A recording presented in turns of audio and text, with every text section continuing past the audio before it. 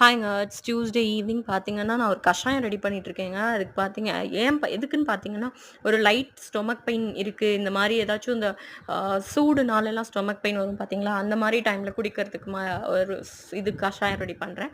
இது பார்த்தீங்கன்னா, ஓமவல்லி தழைன்னு சொல்லுவோம், கற்பூரவள்ளி இலைன்னு சொல்லுவோம். இது கூட துளசி, அதோடைய சீட்ஸ் அந்த மேல இருக்கிற சீட்ஸ் அதோடயே அப்படியே போட்டுருங்க. நல்லா வாஷ் பண்ணிட்டு யூஸ் பண்ணுங்கங்க. எந்த லீவ்ஸுமே அதெல்லாம் போட்டு நல்லா போட்டதுக்கப்புறம் பார்த்தீங்கன்னா, 1 டீஸ்பூன் அளவுக்கு நான் சீரகம் யூஸ் பண்ணியிருக்கேங்க.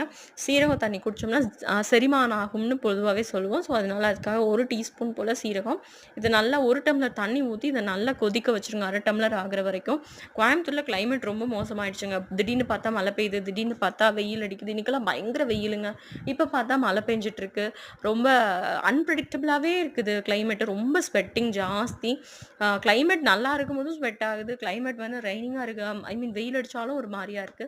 உங்க ஊர்ல என்ன மாரி கிளைமேட் இருக்குன்னு சொல்லுங்க. கஷாயம் ரெடி